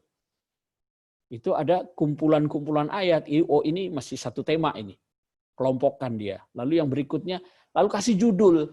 Maqta' atau unit ayat ini secara umum bicara apa? Lalu unit ayat berikutnya bicara tentang apa? Dari keseluruhan unit-unit ayat dalam surah tersebut, Anda tarik. Oh, ini secara umum bicaranya ini. Oh, maka sesuai dengan judulnya. Gitu ya. Paham ya langkah-langkah itu? Lalu nanti setiap unit ayat Anda tafsirkan apa kesimpulan pelajaran yang bisa kita ambil dari situ. Itu tafsir tematik per surah. Nah, kalau Anda mau bahas tentang riba, itu pendekatannya adalah seperti yang 9 langkah tadi itu. Kumpulkan ayat-ayat yang ada kata ribanya. Lalu kemudian keluarkan yang tidak terkait dengan pembahasan riba, praktek riba misalnya. Walaupun ada kata roba misalnya ya, yarbu, yang tidak terkait dengan tema keluarkan. Lalu kemudian pisahkan, ini yang makkiyah, ini yang madaniyah. Ya, mengapa? Karena konteksnya itu berbeda antara ayat-ayat makkiyah dengan madaniyah misalnya.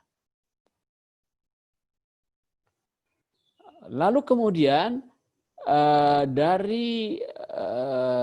Anda buat subtema-subtema. Lalu ayat-ayat tadi itu di mana Anda akan masukkan itu? Tentu setelah Anda menganalisis. Kalau ingin menerapkannya dalam konteks kekinian, praktek seperti apa yang sekarang ini sering disebut-sebut sebagai riba? Betulkah misalnya praktik perbankan yang ada sekarang itu masuk kategori riba yang diharamkan? Misalnya, Anda bisa analisis di situ. Nanti tiba pada kesimpulan, oh ternyata bunga bank itu riba. Oh ternyata bunga bank itu bukan riba yang diharamkan misalnya. Kan bisa jadi begitu nanti hasilnya itu. Gitu ya, Fitriani. Kasih. Silakan yang lainnya. Terima kasih banyak Bapak. Ya.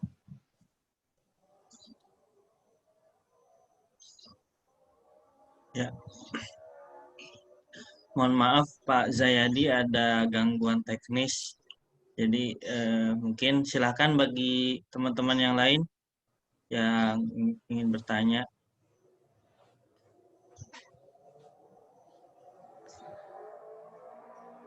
Boleh juga menggunakan fasilitas chat room.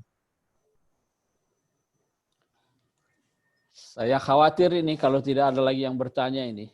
Karena tidak ada pertanyaan itu pertanda dua hal ya.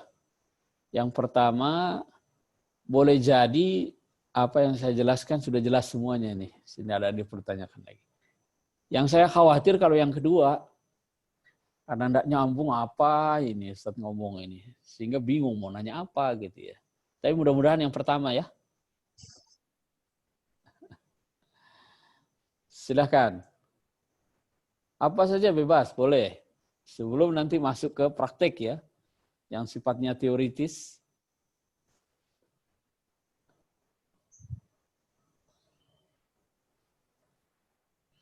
Mas Bagus, Assalamualaikum. silakan. Ya.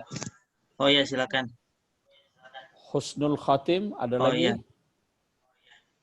Silakan. Ya, Assalamualaikum Ustadz. Assalamualaikum warahmatullahi wabarakatuh. Terima kasih atas kesempatannya bertanya. Kalau saya temukan dalam beberapa akhir-akhir ini kan yang menjadi problem para mufassir itu salah satunya orang yang mencoba menafsirkan Quran padahal dia tidak memiliki perangkat kemampuan tersebut sehingga meresahkan. Ya termasuk Pak Quraish sendiri berkata seperti itu.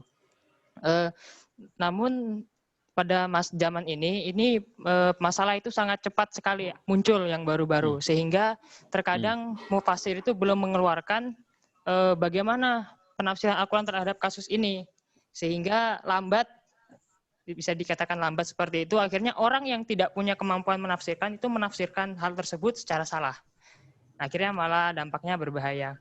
Nah, lalu bagaimana peran kami sebagai mahasiswa ilmu tafsir ini di tengah antara dua hal tersebut, artinya di kemampuan kami yang masih terbatas ini berusaha bagaimana sih agar orang-orang itu tidak terjebak dalam penafsiran yang salah di masa yang serba cepat ini. Seperti itu, Ustaz. Oh, bagus sekali pertanyaannya ini. Jadi salah satu ciri era digital itu adalah serba cepat. Serba cepat. Cepat dalam mengisi ruang publik dengan informasi-informasi apa saja, termasuk informasi keagamaan. Itu salah satu cirinya memang kita akui ya. Sehingga kemudian ini menimbulkan apa ya? Disrupsi dalam berbagai bidang ini. Tatanan yang ada itu menjadi porak-poranda itu ya. Bagaimana dengan internet itu misalnya ojek pangkalan itu terlibas. Mobil-mobil taksi itu minggir semua, kalah dengan dengan Grab dan lain sebagainya gitu ya. Walaupun pertama-tama itu ditentang habis-habisan itu. Jadi disrupsi itu terjadi dalam berbagai lini kehidupan, termasuk kehidupan keagamaan. Ini luar biasa kan ya, di era digital ini cepat sekali itu beredar. Jadi itu salah satu ciri dari era digital, serba cepat ya. Yang kedua, orang banyak menjadi tidak sabaran. Jadi mendapatkan informasi itu kadang-kadang baca judul saja sudah di forward langsung itu. Nggak baca tuntas dia itu. Banyak yang tidak sabaran itu. Maka dengar ceramah-ceramah itu yang 1 jam, 1 jam setengah ada. Maunya yang 1 menit, yang 3 menit.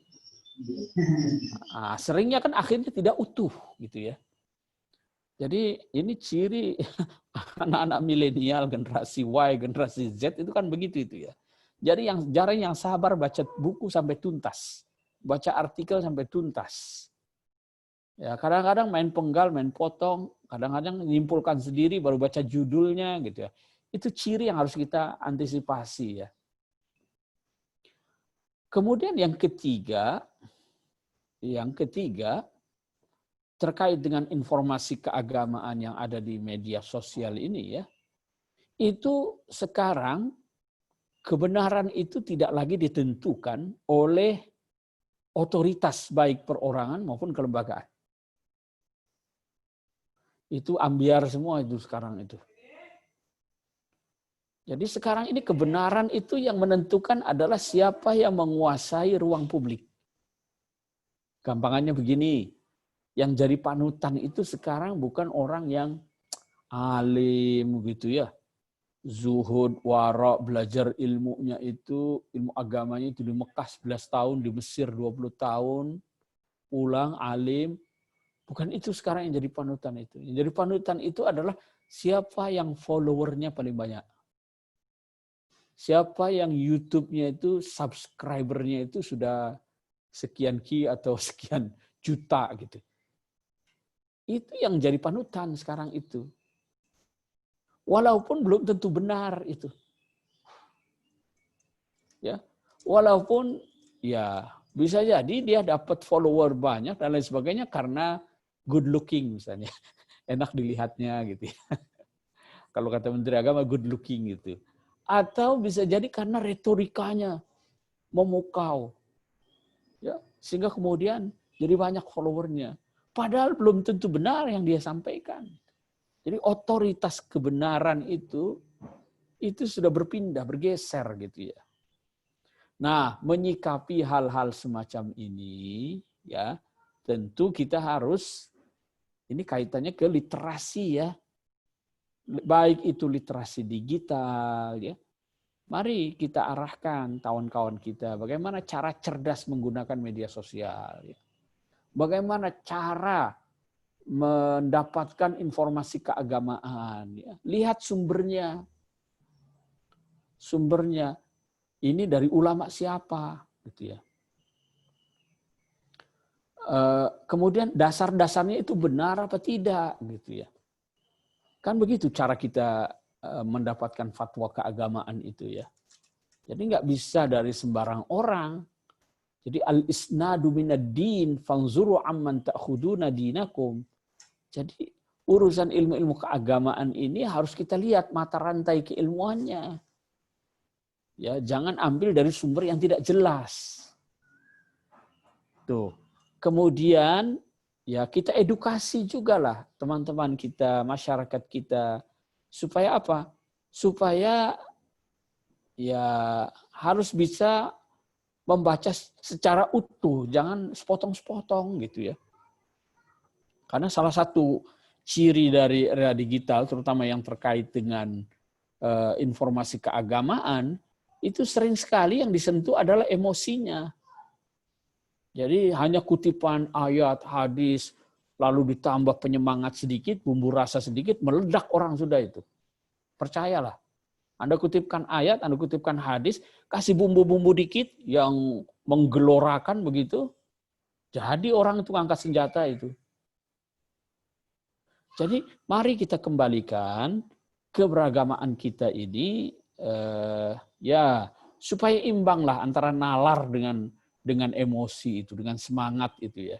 Jangan sampai dalam beragama ini kita semangatnya melebihi ilmunya, ya, semangatnya melebihi ilmunya. Jadi harus imbang itu. Maka mari kita terus belajar lah ya. Belajar kepada yang ahli di bidangnya ya. Itu.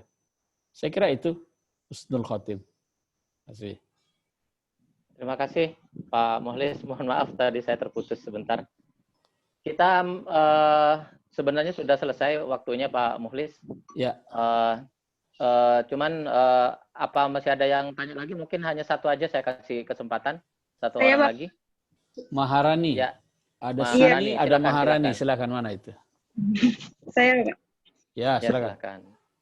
Begini Bapak, mengingat kami kan pemula nih dalam metode tafsir tematik ini, sekiranya apakah ada hal-hal yang harus kita hindari agar tidak terjerumus dalam kesalahan Bapak? Lalu yang kedua Bapak, rencananya saya akan melakukan penelitian tentang politisasi ayat-ayat Al-Quran oleh kelompok Hizbut Tahrir untuk mendirikan khilafah.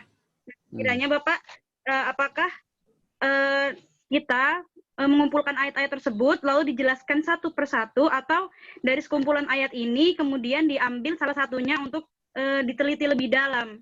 Bagaimana Bapak? Terima kasih. Baik. Silakan Pak Mukhlis. Memang syarat menafsirkan Al-Quran itu satu ya. Apa? Hindari kesalahan. Aha. Bagaimana cara menghindari kesalahan ini? Ya tentu kita harus punya perangkat keilmuannya yang memadai. Itu. Ya kita harus punya perangkat keilmuan yang memadai supaya kita tidak terjerumus pada kesalahan. Sekarang ini kita, teman-teman sekalian kan akan melangkah, memulai penafsiran Al-Quran secara tematik ya. Apa yang harus diperhatikan supaya tidak terjebak pada kesalahan? Yang pertama adalah tentu selain berilmu ya, selain berilmu, Anda baca sana sinilah. Kalau Anda mau menulis sesuatu misalnya tentang Hizbut Tahrir, baca dulu itu konsep khilafah yang mereka pahami secara utuh. Jadi baca semua buku-buku rujukan mereka itu. Gitu. Saya sarankan Anda berangkatnya minal waqi'. Jadi dari realitas dulu, pahami betul realitas Hizbut Tahrir itu seperti apa, ideologinya seperti apa, pemikirannya seperti apa, gerakannya seperti apa. Pahami betul itu. Supaya Anda tidak salah gitu ya. Lalu yang kedua, lihat ayat-ayat mana, hadis-hadis mana yang sering mereka jadikan rujukan. Gitu. Yang ketiga, ada timbang. Ini cara mereka menyimpulkan sudah benar atau tidak. Baik dari pendekatan tafsirnya maupun dari segi pendekatan realitasnya. Ya, kira-kira untuk konteks realitas sekarang ini, benar nggak ide-ide atau gagasan Hizbut Tahrir menyangkut negara khilafah itu? Lalu dalam Al-Quran itu gimana sih sebenarnya soal pemerintahan itu, soal negara itu? Ada nggak petunjuknya yang konkret? Udah lihat misalnya, buka terminologi yang dalam Al-Quran. Daulah, ada nggak? Nggak ada. Khilafah, oh ini ada yang satu akar kata dengan khilafah. Khalifah, khulafa, khalaif. Dalam Al-Quran ada 3 kata itu kan ya. Khalifah, khulafa, khalaif. Anda lihat apa makna khalifah dalam Al-Quran itu. Kemudian bagaimana Al-Quran menggunakannya. Apakah itu untuk kepentingan politik kekuasaan atau pemerintahan dan seterusnya. Ada nggak petunjuk-petunjuk itu? Lalu apa yang Al-Quran ajarkan menyangkut prinsip-prinsip dalam bernegara, dalam mengatur atau dalam mengelola pemerintahan? Apa prinsip-prinsip yang harus ditegakkan? Dan ditemukan misalnya keadilan, persamaan, hak dan kewajiban. Lalu apa lagi? Musyawarah, ya kan ya? Musyawarah. Dalam situasi Anda temukan prinsip-prinsip ajaran dalam kehidupan berbangsa bernegara. Kemudian tidak ada bentuk baku tertentu yang disebut Al-Quran maupun hadis, maka hasilnya seperti apa? Berarti ini kan masalah ijtihadiyah, ya kan? Ketika tidak ada petunjuk yang pasti, yang qat'i dari Al-Quran maupun hadis, tentang bentuk pemerintahan tertentu, sistem pemerintahan tertentu, maka ini ranahnya adalah ranah ijtihadiyah. Makanya dalam fikih itu masuk dalam kategori as-siyasah asy-syar'iyyah. Kalau sudah masalah ijtihadiyah, berarti kembalinya kepada apa? Kemaslahatan manusia di sepanjang zaman, di setiap zaman. Boleh jadi dulu pada masa sahabat, sistemnya itu adalah disebut dengan khalifah, khilafah. Walaupun sesungguhnya yang mereka kehendaki dari kata khilafah itu kan, khalifah itu pengganti. Jadi Abu Bakar itu adalah khalifatu Rasulillah. Pengganti Rasulullah atau penerus Rasulullah dalam menjaga kelangsungan dakwah Islam, kehidupan masyarakat Islam. Setelah Rasulullah wafat. Setelah Abu Bakar meninggal, dia kan menunjuk penggantinya. Penggantinya namanya Khalifah Umar. Jadi Umar itu adalah khalifati Rasulillah. Jadi penggantinya Rasul.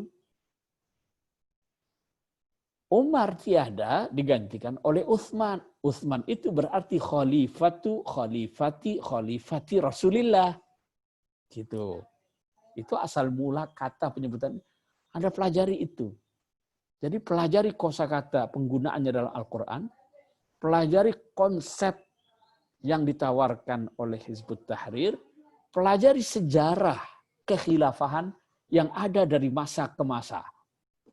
Kalau Anda lakukan itu, insya Allah kajian Anda akan utuh. Ya, akan utuh. Jadi memang harus sabar. Ya, tidak sekedar lalu kemudian dapat artikel sono artikel sini kumpulkan jadi nanti tidak utuh itu. Ya, itu saran saya. Terima kasih Bapak. Kasih ya. Baik, terima kasih Pak Mukhlis. Sayang waktunya sudah berakhir teman-teman. Mudah-mudahan nanti kita bisa masih bertemu kembali dengan beliau. Sebelum saya akhiri, saya ingin Pak Mukhlis memberikan nasihat sepatah dua patah kata untuk menjadi pegangan bagi teman-teman. Sekalian pamitan. Disilakan Pak Mukhlis. Baik, yang pertama saya ingin berpesan kepada teman-teman sekalian ya, bahwa teman-teman yang ada di prodi ilmu Al-Quran dan tafsir ini sudah berada di jalan yang benar ya. Istiqomahlah bersama Al-Quran. Istiqomahlah bersama Al-Quran, baik itu dalam bentuk tilawatan wa hifdhan wa istima'an, ya rajin ngajinya, rajin ngapalinnya, lalu juga fahman wa tafsiran, mendalami dan memperluas wawasan terkait dengan penafsiran pemahaman Al-Quran, dan tentu saja juga dalam ranah pengamalannya atau mendakwahkannya. Istiqomahlah di situ, insya Allah Al-Quran akan memuliakan siapapun yang berkhidmat kepadanya. Kemudian yang kedua, pesan saya, karena teman-teman sekalian ini masih proses tahsil, talabul ilm, ya, maka perlu kesabaran. Perlu kesabaran. Saya tahu era adik-adik sekalian ini era digital yang serba cepat, ya, serba instan. Tetapi namanya ilmu itu harus dipelajari dengan berkeringat, ya, dengan susah payah. Insya Allah nanti akan dirasakan hasilnya ketika adik-adik sekalian sudah berada pada ranah pengabdian di tengah masyarakat, ya. Itu saya kira pesan saya. Makasih. Terima kasih Pak Mukhlis. Terima kasih atas waktunya. Terima kasih teman-teman. Kita akhiri sesi pertama kita hari ini, dan nanti kita akan ketemu lagi di jam 1:30. Namun teman-teman jangan keluar dulu. Masih ada waktu 15 menit. Nanti ada informasi dari panitia. Kita akhiri dengan sama-sama membaca hamdalah alhamdulillahirabbil alamin. Saya sebagai pemandu mohon maaf apabila ada kekurangan. Assalamualaikum warahmatullahi wabarakatuh. Waalaikumsalam. Saya pamit ya. Sukses selalu Ya, terima semua. kasih Pak Mukhlis. Ya. Terima kasih. Baik, makasih. Assalamualaikum warahmatullahi wabarakatuh. Waalaikumsalam warahmatullahi wabarakatuh. Teman-teman, saya mau memberikan beberapa informasi terkait praktikum atau tugas apa yang akan kita laksanakan pasca kegiatan ini yang harus dihasilkan dari kegiatan daurah tafsir ini. Saya undang Mas Wildan. Halo Mas Wildan. Ya, hadir Pak. Sama Ibu Ina. Apakah masih di ruangan? Hadir, Pak Zai. Ya. Secara bergantian disilahkan untuk menjelaskan bagaimana praktikum kita dan apa tema yang mau kita bahas, kemudian bagaimana pembagian kelompoknya dan strateginya. Saya mulai dari Mas Wildan dulu deh. Mohon waktu 15 menit teman-teman ya. Ya, terima kasih Pak Zai. Mohon izin Pak Agus, saya mau share screen. Silakan. Ya. Bentar ya, apakah sudah dijadiin co-host?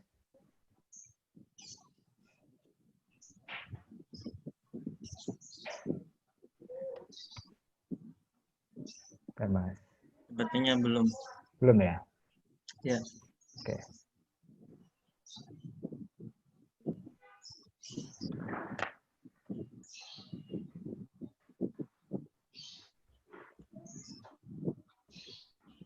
Sambil menunggu.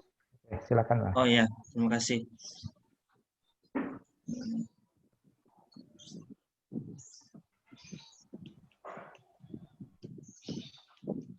Ya, teman-teman sekalian yang saya hormati, dosen maupun mahasiswa terutama peserta pelatihan daurah tafsir virtual. ini adalah topik yang akan sama-sama kita bahas nanti di pas kegiatan praktikum. Agak Jadi dibesarin, Mas. ya.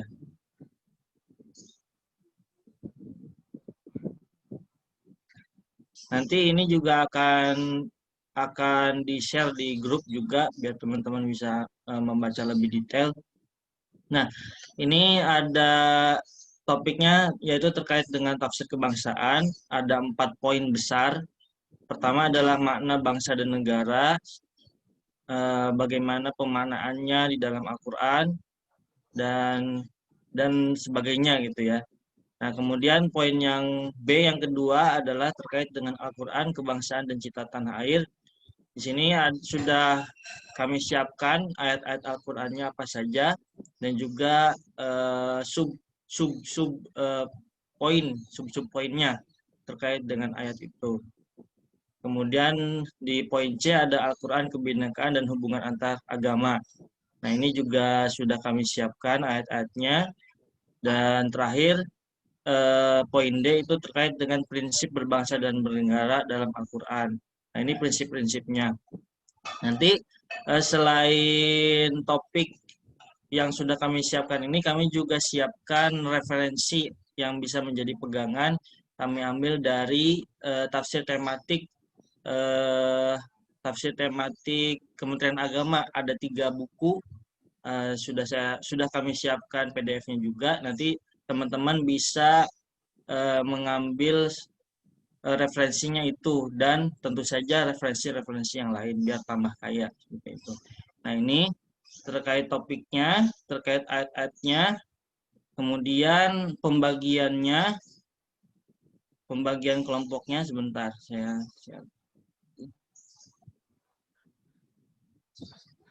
Nah, ini pembagian kelompoknya. Jadi saya dari 23 peserta kami urutkan sesuai abjad. Nah, nanti yang ada di kelompok A akan membahas topik yang ada di poin A dan seterusnya. Kelompok B membahas poin di poin B, seperti itu. Nah, nanti untuk kelompok A dan B akan bersama Bu Ina, untuk kelompok C dan D akan bersama saya. Mungkin itu, Pak Zaid. Ya, silakan Bu baik. Ina. Bu Ina, silakan. Jika ada tambahan penjelasan. Terima kasih Pak Zai dan Mas Wildan. Alhamdulillah teman-teman semua ya sudah tergabung dalam daurah tafsir virtual yang insya Allah akan berlanjut hingga besok. Jadi nanti sistem belajar kita tentu dengan daring ya teman-teman ya. Setelah nanti kita tergabung dalam grup WhatsApp maupun Google Meet ya, teman-teman juga nanti diharapkan bisa proaktif ya dalam memilih tema sudah kita pilihkan ya. Dalam mencari referensi maupun silakan bertanya ketika memang ada yang kesulitan ya atau memerlukan arahan lebih lanjut, sehingga bimbingan kita tidak terbatas pada Zoom saja, tapi teman-teman bisa terus memantau maupun mencari tahu ya terkait dengan materi yang sudah teman-teman dapatkan hari ini ya. Jadi saran saya dan Mas Wildan sebagai pendamping tetap jaga semangatnya, karena daurah tafsir virtual ini teman-teman akan memilih karya sendiri gitu ya, yang insya Allah itu semua akan bermanfaat di kemudian hari. Begitu saja Pak Zai. Ya, baik. Terima kasih Dr. Ina. Itu sedikit penjelasan ya teman-teman. Jadi ini akan kita laksanakan besok di sesi yang kedua atau di sesi siang. Akan ada kelas sendiri teman-teman. Hari ini konsep tadi akan dikirim ke grup untuk dipelajari. Itu hanya panduan umum, jadi nanti untuk lebih detailnya nanti silahkan didiskusikan bersama tim pendampingnya untuk yang grup A, B dengan Ibu Ina, untuk yang C sama D nanti dengan Mas Wildan. Kemudian bagaimana sistematika penulisannya nanti akan diinformasikan bersama tim pendamping. Jadi besok masih akan ada sesi satu kali lagi tentang Furukul Lughawi, dan setelah itu baru nanti masuk di sesi ini dan Anda punya waktu untuk bekerja 1 pekan. Jadi Rabu ketemu Rabu. Jadi nanti di dalam 1 pekan itu nanti teman-teman akan terus didampingi sampai benar-benar selesai. Semua hasil karya akan dimuat di Google Classroom dan nanti kita akan berikan feedback di situ apa yang harus diperbaiki lagi. Syukur-syukur misalnya hari Jumat itu sudah ada yang selesai sehingga kita langsung bisa berikan feedback dan bisa langsung diperbaiki, dan nanti kita akan susun menjadi sebuah buku, dan setelah itu langkah berikutnya nanti kita akan coba diskusikan dengan Pak Hudri apakah itu akan dilanjutkan ke penerbitan atau seperti apa, itu nanti pembahasan berikutnya. Yang penting teman-teman secara naskah itu sudah siap gitu. Jadi saya mau kasih waktu, mungkin ada yang mau bertanya, 1 orang saja sebelum saya akhiri, karena udah jam 11. Kalau di Samarinda sekarang jam berapa ya? Jam 12. 12. Ah ya, pas berarti kan? Ada yang mau tanya atau cukup? Oke, berarti cukup. Sebelum saya akhiri, saya mau kasih kuis. Dan kuis ini adalah kuis berhadiah buku yang bisa menjawab cepat. Tapi jawabannya harus diketik ya. Di sini ada chat. Silakan siap-siap di tombolnya masing-masing. Pertanyaannya pertanyaan sederhana saja. Tapi ini nanti akan kita kasih hadiah buku, e-book ya, e-book. Pertanyaannya, selain sebagai Direktur Pusat Studi Al-Quran, Dr. Mukhlis M. Hanafi menjabat sebagai apa dan di mana? Silakan yang paling cepat akan dapatkan hadiah dari panitia. Mohon dibantu Pak Agus untuk memilihkan yang paling cepat di chatroom. Jawabannya harus cepat dan benar ya.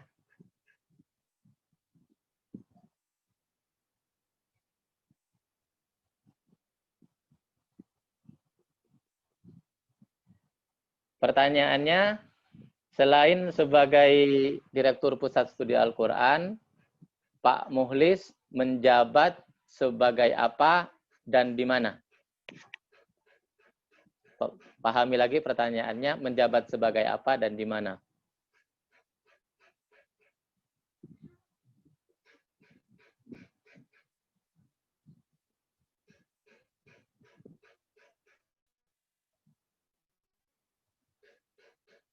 Oke, saya hitung sampai hitungan 10. Jika tidak ada yang menjawab, maka kuis ini akan hangus dan bukunya nanti akan dialihkan. 1. Oh, sudah ada yang menjawab dan benar. Saya baca namanya Husnul Khotim ya. Husnul Khotim. Selamat untuk Husnul Khotim. Tadi ada Maharani cuman tidak lengkap. Ya, terima kasih Bapak. Ya. Terima kasih teman-teman. Nanti Husnul Khotim sudah ada datanya di kami, nomor emailnya nanti karena buku akan dikirim menggunakan email ya. Terima kasih teman-teman, kita istirahat dulu. Nanti jam 1:30 atau jam 13.30 waktu Indonesia bagian Barat ya. Kita akan bertemu lagi dengan sesi berikutnya nanti yang akan dipandu oleh Mas Wildan ya Mas? Ya, ya Pak. Ya, nanti Mas Wildan yang akan memandu. Terima kasih, selamat beristirahat. Silakan menikmati hidangan di rumah masing-masing ya. Assalamualaikum warahmatullahi wabarakatuh.